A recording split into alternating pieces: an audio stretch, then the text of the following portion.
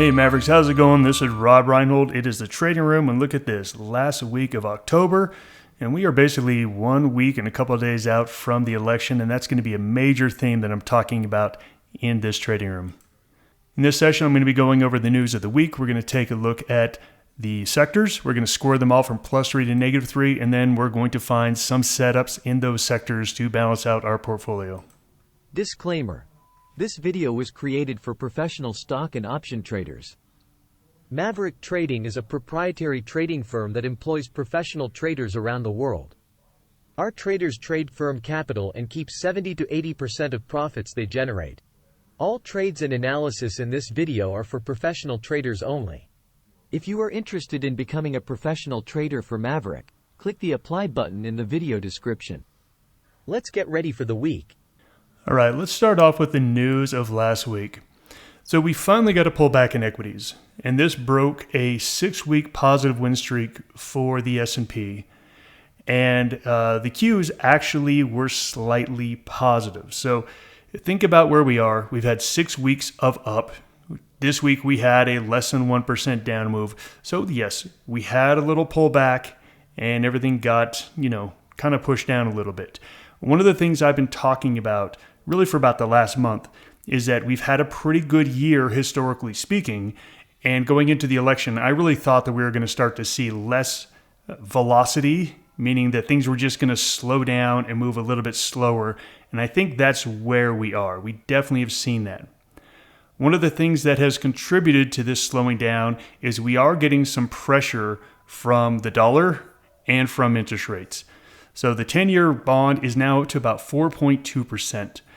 Just think about where we were about 4 months ago when we had 5 interest rate cuts on the table for the rest of 2024. We got the big 50 basis point cut, and now the market is looking for one more cut this year.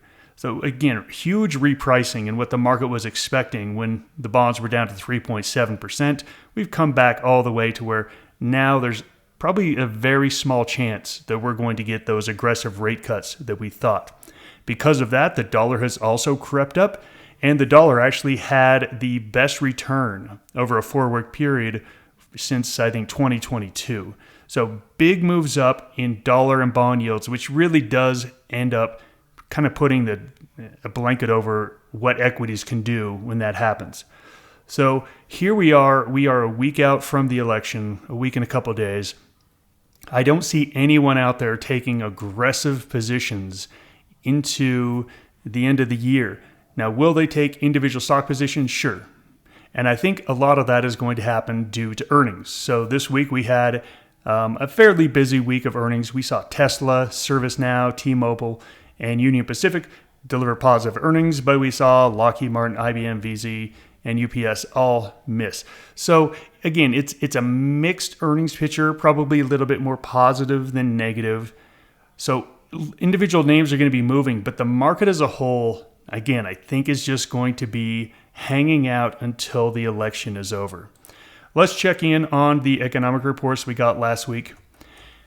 We got this really dismal existing home sales number, and I was actually reading an article a little bit early about how people are basically stuck in their homes. And I shouldn't say stuck. What they are is they have locked in a very low interest rate. Anyone who bought before 2020 is sitting on a very low interest rate, and they're also sitting on a decent chunk of equity. But if they moved, then all of a sudden they'd have to reset that mortgage price rate. So people are choosing to stay in the homes they are. So it's not that there's a lack of demand out there, there's a lack of supply. This is something that I think you're going to be hearing more and more about over the next few years.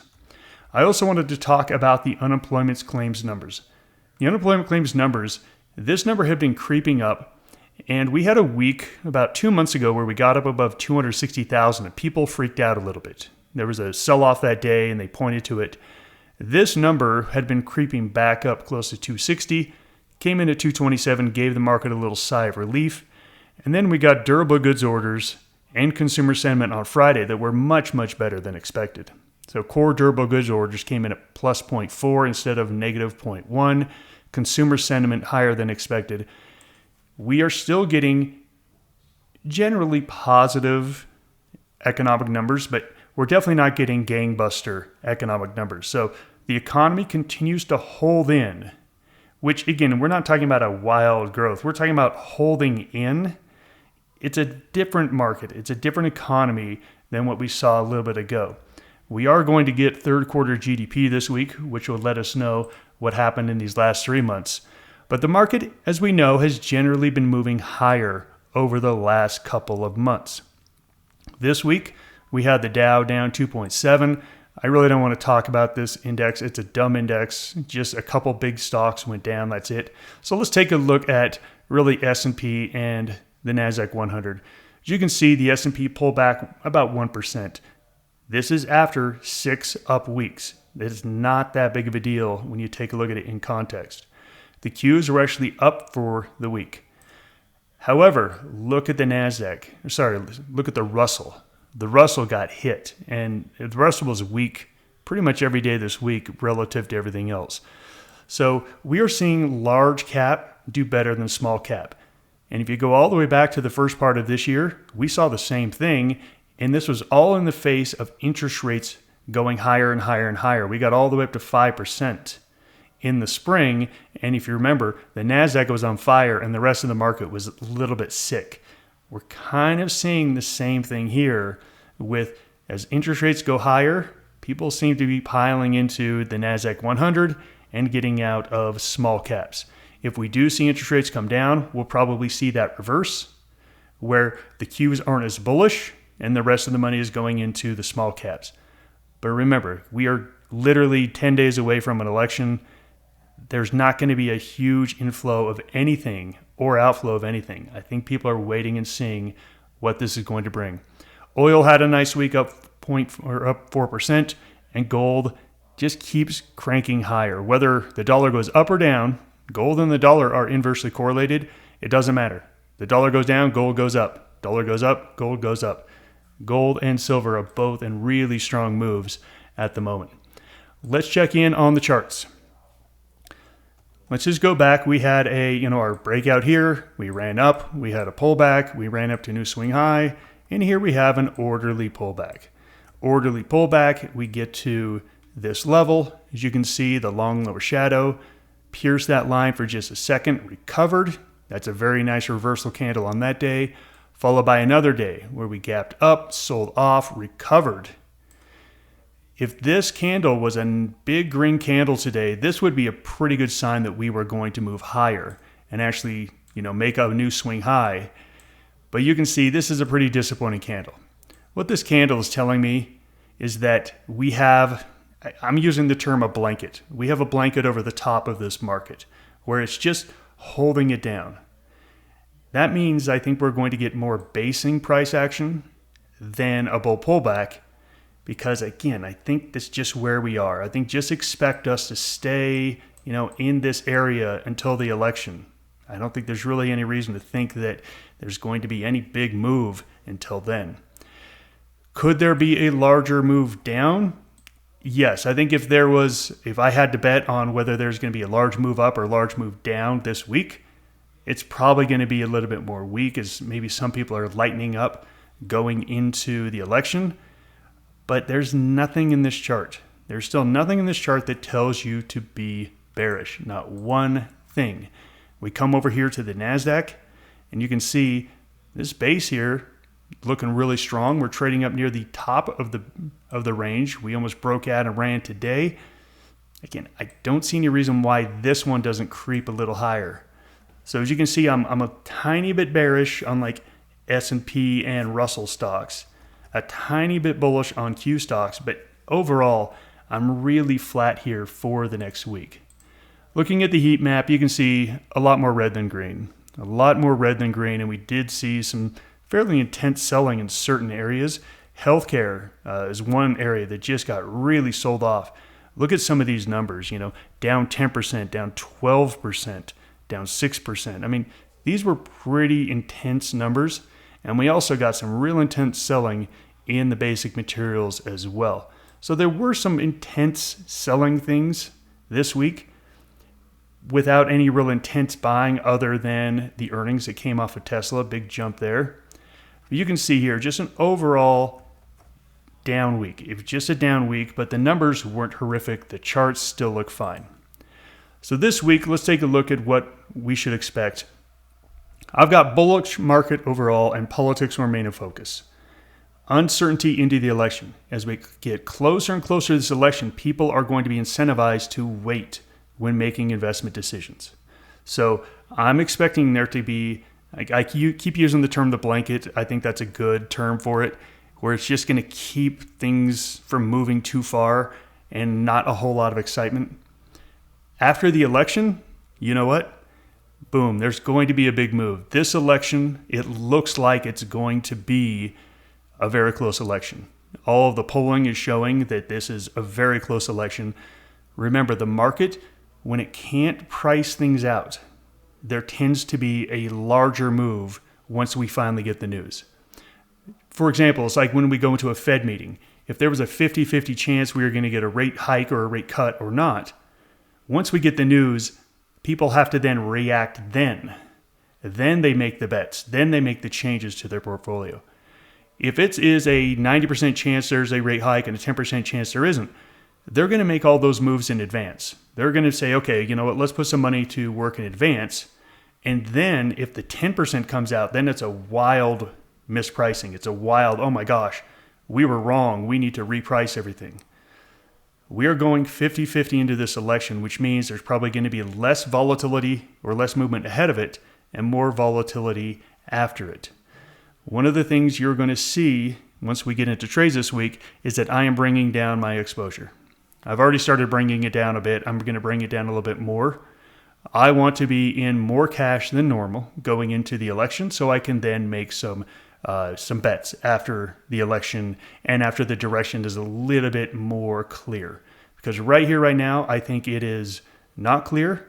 I think there's going to be a big move one way or the other. Maybe we won't know what the move would have been had the other candidate won, but we're going to get something after this election. This week, we do have the biggest week of earnings. So it's a weird dichotomy because here I am calling for a very condensed, low volatility market. And yet we have Google, AMD, Microsoft, Meta, Apple, Amazon. I mean, these companies are big movers and a big part of the economy.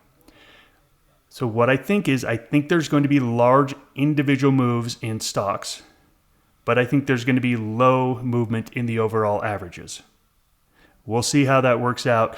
Again, a very strange call here that I think there's going to be large moves in all these companies, which usually, if you got a large move higher in Microsoft and Meta, it just pulled the rest of the market up with it. I just don't think that's going to happen this time. I think that these stocks can have big individual moves, but I don't think you're going to see the buying down the chain, where Microsoft beats, so people go out and buy every single software company because Microsoft beat. I don't think we're going to get that this week. I think we're going to get the big move in Microsoft, but I don't think it's going to be down the chain to other similar stocks. We'll have to wait and see. But of course, this is the biggest week of earnings, so check all of your positions to make sure you know what's going on. We also have a decent amount of economic data as well. We've got the JOLTS job openings on Tuesday. We've got ADP payrolls on Wednesday. This here is the most interesting. Now, I don't think it's going to move it much because this is advanced GDP. So this is the first reading we have of third quarter GDP. Estimates are for 3%. Okay, it's going to be higher or lower than that, but this is definitely very rear view window. We have a new president coming into the White House, regardless of whoever wins, and there's going to be something different that happens. So whenever you're looking in a rearview mirror at some data, but then you have something right now that's going to change everything, you really have to just say that's probably not going to matter all that much. On Thursday, we got the Fed's favorite inflation number, the PCE. I don't think this is going to matter much, even though it is expected to go to 0.3%. The Fed has already pretty much backed off. All the markers are showing the Fed has backed off their aggressive rate cuts. So even if this does come in a little hot, that's already been priced in, that they're going to be less aggressive. On Friday, we've got the payrolls report, big report, and take a look at that number, 125,000 jobs. That's a much smaller jobs number than we've seen. I actually think this is setting up for a little bit of a surprise. We'll have to wait and see. Well, that'll happen on Friday. But remember, the election is literally on Tuesday the next week. Do people want to take big bets going into this election? Again, I just don't see the impetus for there to be large moves in the overall market here this week. So the big question is, did anything change on the charts? Did anything change? And the answer is no. We are still above the 20, still above the 50, and the slope is still sloping higher. But I do want to point out, again, we are close. If someone said, Rob, I'm going to rate this as a +2, not a +3, because we're very close to that 20-day moving average, I think that's great. That's fine. If you want to say, hey, this is a +2 market to me, that's fine. The moving averages are starting to flatten out. They're not flat yet, but they are flattening out. So, I mean, if someone said, Rob, I don't see this as a +3, I see this more of a +2, +1.5. Okay, fine. You can allocate this however you want, but you definitely can't go to a -1. You can't go to a -2 or even to a 0. That's just not where the technicals are saying the market is. So overall, the market is still bullish, but I've got a 0 for the week. I think this week is going to be ±1% for the week. And I think we're going to stay in that range, do more of a base than anything else. All right, let's go in and take a look at the sectors. I'm going to score these all +3 to -3. There was a lot of movement in sectors this week. Have you been trading in the markets for at least 2 years? Are you starting to see some decent progress? Is that progress so small because of your limited account size? Maverick Trading is a prop firm that provides capital to profitable traders. You trade a minimum $25,000 account and keep 70 to 80% of the profits. After 2 consecutive profitable months, you move to a $50,000 account. As you keep progressing, you will be able to trade 6- and 7-figure accounts. To learn more about trading for Maverick Trading, either click on the Apply card in the top left, click Apply at the end screen, or click the link in the description to watch our recruiting video that explains more about Maverick and prop trading. If you like what you see, apply for a position and meet with our recruiters. Are you our next trader? Looking at the numbers, down week across the board, but let's really point out the things that were really ugly here. Materials. Materials were really ugly, and one of the things that really took this sector down was the gold sector has really pushed materials higher, and it's been one of the better performing sectors. It was a +3 last week.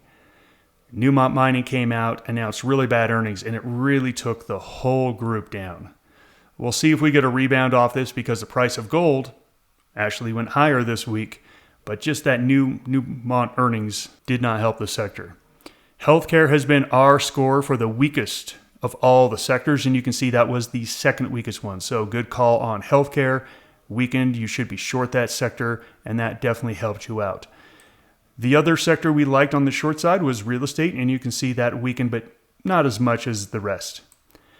Utilities was a +3, and for the first week, it got a downgrade in a long time. Utilities has been a +3 since the summer. So utilities downgraded. But take a look over here. The best sectors, consumer and tech. Consumer and tech were the best sectors of the week. Let's go ahead and take a look at everything on an individual basis, score them from a +3 to a -3. And here's what I'm talking about with utilities. So utilities was high basing. It was high basing nicely, and we got a big fat red candle on Friday that closed at its low. So the fact is we're now below the 20-day moving average, which means we have to adjust our score. So we have to adjust it down to a +1. But this is one of those charts that, let's say we get a green candle on Monday, all of a sudden it's a different story again. We're now back to a +2, +3. So I still want to maintain bullishness in utilities, but when we take a look at where we are right here, right now, it's a +1. It's just what it is. All right, comm services, it was a +3. We're going to stay to +3. If someone wanted to say, Rob, I think we're close enough to this 20 moving average that we're going to downgrade it to a +2, that's fine. We didn't break out. I'm going to downgrade it. The moving averages are flattening out. Yeah, I get it. But it's a +2 or a +3. So I'm going to stay at a +3 here on comm services. Real estate was a +1 last week. We're downgrading it to a 0 here. We're just right at the moving averages here. It's not bearish, but it's not really all that bullish. So we're just going to maintain this at a 0. Here is the healthcare chart. We went from a -1 to a -2. 5 really ugly candles. We had a green candle on Tuesday, but that's from a big gap down, and it did not recover all the way. So this is the worst sector by far. We're going to just get a little bit more aggressively short in this sector with healthcare. Industrials was the best looking sector. Industrials were just crushing it. And I think what happened is, Lockheed Martin's earnings really took this area down. So yes, we had 5 ugly candles. We have no choice but to downgrade this. Downgrade this to a +2. If you want to go to +1, that's fine. Again, one candle. One green candle can make this sector look really nice again. But where we are right now, we're going to downgrade it. If it has some more weak candles, then we'll just go to a to a +1 and then to a 0. We'll adjust this accordingly. Where we are right now, we're going to stay at a +2. Financials look great as well. We had a pullback. And again, the pullback wasn't all that deep compared to everything else. And the rest of the market had some red candles on Wednesday, Thursday, but you can see financials held in and then gapped up and just created this really nasty bearish engulfing candle. I expect we'll probably head down a little bit more, but we're still bullish. The steepness of these lines is really good. This is one of those candles that's unfortunate. It stinks, and it stinks that it happened on a Friday. But other than that, this is still a +3. Moving on to the consumer sector, the only sector that went up this week, and you can see, hey, it had a nice move. We're going to move this from a +1 to a +2. So this gets an upgrade this week. There was only 2 sectors that get upgrades, and it was discretionary, consumer discretionary, and tech. Tech getting a little bit of an upgrade here. We're holding here, held those lines, going to a +2 on tech. The biggest move of the week was the absolute collapse of the materials sector. So here we are all the way down to the 50-day moving average, and there was no buying on Friday. There was absolutely no buying on Friday. No reason to think it's going to stop there. It could bounce. We're at a -1. If it bounces, we can go to a 0, but we have to take this sector off of our bullish watch list because it just is not performing like it should. And energy, we had a 0, and look at that. It was 0 across the board. So we still like neutral sideways trades in energy. We don't think this thing is going to be going anywhere soon. If we look at all of the choices here, let's look at the movement we saw in healthcare. That weakened. That is our weakest sector. We had 2 sectors that went higher. Technology went up to a +2, real estate to a +1, consumer also at a +2.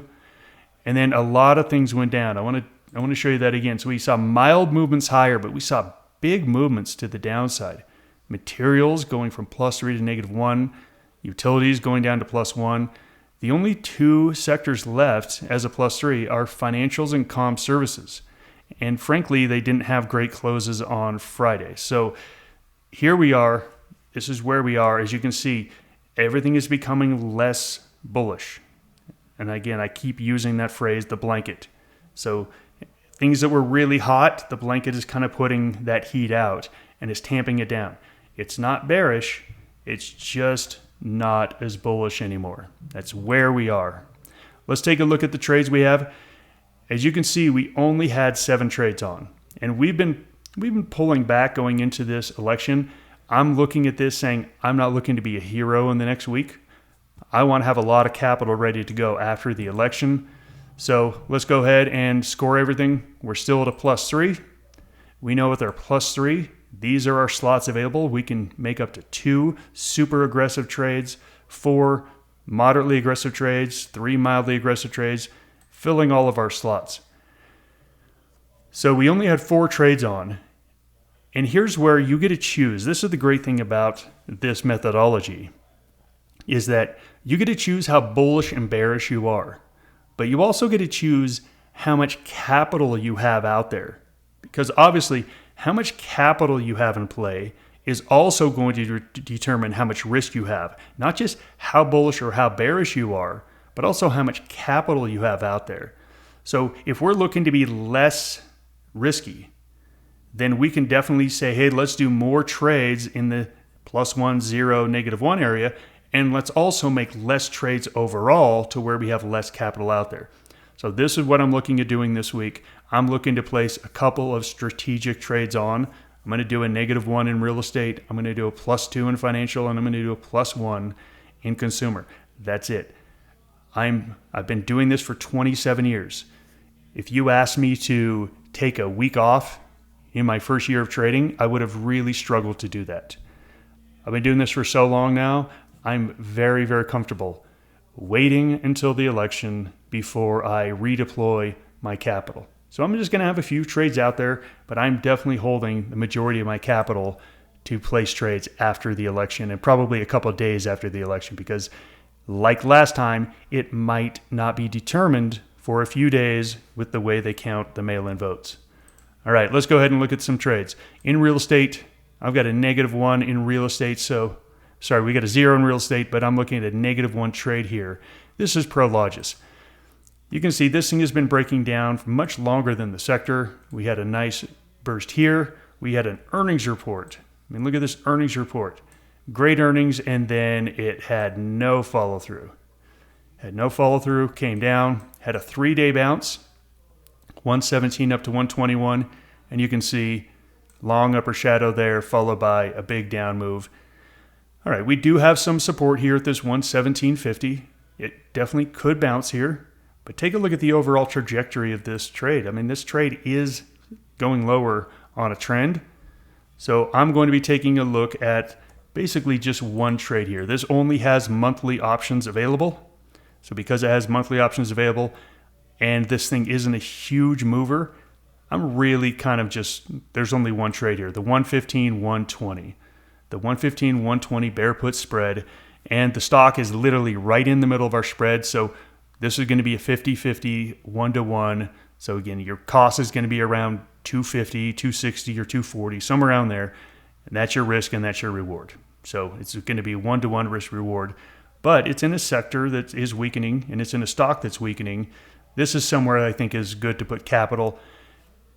This sector is probably going to be one of the least affected sectors when we come to the election. So I like this trade quite a bit. Financials was a sector that was +3. So I'm going to be focusing on putting a more bullish trade here on this one. And remember, when we do like +2 and +3 trades, we need things that are going to have explosive moves. Things that have earnings have explosive moves. The problem is that it's a coin toss. I know that we can, pontificate about, oh, this company's doing good, everything's good, and I think that we're going to get a good earnings report. Well, look, we've all seen good earnings reports that get sold off. We've all seen bad earnings reports that get bought. We've seen where they gap up and then fall apart. We've seen where they gap down on what looked like good news and then run higher. Look, we have no idea whatsoever what is going to happen off of earnings. But what we do know is there's likely to be a big move. This is where I like a trade that has an asymmetric risk to reward.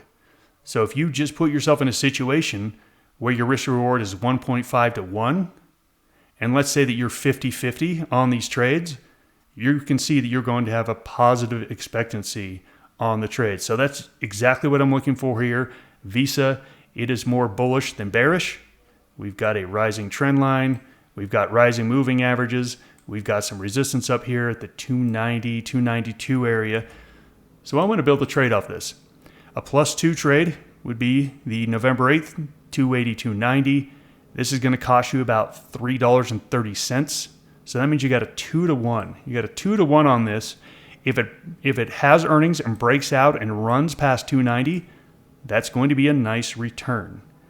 If it has bad earnings, it's going to be a total loss. This is either you have a very, very high likelihood when volatility is high and you do a spread, it means the likelihood of you getting max gain or max loss is very, very high. Very unlikely to be somewhere in the middle. So that's what we like about this trade. When you're looking at +2 and +3s, because you have asymmetric reward versus risk, these are the right situations to play earnings. A wrong situation to play earnings are things like butterflies, things like credit spreads. They just don't work as well because now you're in asymmetric risk reward the other way. So if you don't want to play earnings, go find another trade in the financial sector. But this one should have some movement here. I'm looking just at the 280, 290 bull call spread. Earnings are Wednesday after the market. And last, consumer. I'm looking to be mildly bullish on this one here. This is ON On Holdings. They are a shoe company. No idea. I don't even care what they are. Take a look at this candle. It's a good candle today because remember, the market basically lost all of its gain on Friday. This one held its gain on some good volume. So this one looks good to me, but I'm only looking to be +1, which means it's this one right here, the 49.51 bull call spread. And you can see it's pretty much at 51. So I'm looking at this right here. Basically, this candle covers the entirety of my spread. And I'm saying, I think this is going to be above 51 in 2 weeks from now. That's the call. And if it is, I'm going to make, again, the risk reward is going to be 1 to 1.5. So I'll make a buck versus the 150 I'm risking. Again, this is an asymmetric risk the other way, but remember, when you do it this way, you get a much higher win-loss. So win-loss should be around 65%. Will it hit? Who knows? Again, this is with trading. We don't know, but we're putting ourselves in the right situation. A bullish stock with a bullish chart pattern, with a bullish market in a bullish sector. We're putting this trade on saying, hey, we think this is going to hold in. Those are the only 3 trades I've got for you. If you want to do more trades, let's go ahead and get the chatter going at the Maverick Trading Forum. Jump onto the forum and let's start sharing trading ideas together. Wrapping this up, I expect this week to be really a weird week because the earnings coming out are going to move things. They're going to move things quite a bit. But I think it's very individual this week. I don't think the major market averages have big movements up or down. But I do think individual stocks can. I'm looking to ratchet down my risk and ratchet down my capital in play going into the election. The trades I'm making are, you can see, they're very small. They're very targeted. Not really looking to place a lot of capital before the election. After the election, and after we get some clarity on who won the election, then I will deploy more capital. But up until then, I'm looking to ratchet it down. That is all I have for you for the trading room, everyone. Have a great weekend, and let's be mindful about the election again. You don't need to be a hero this week. There's no reason to even be a hero next week. Let's just play this long game where we know that crazy things are going to happen. Let's let them happen, and then we can deploy capital after that. Have a good weekend, everybody. Goodbye.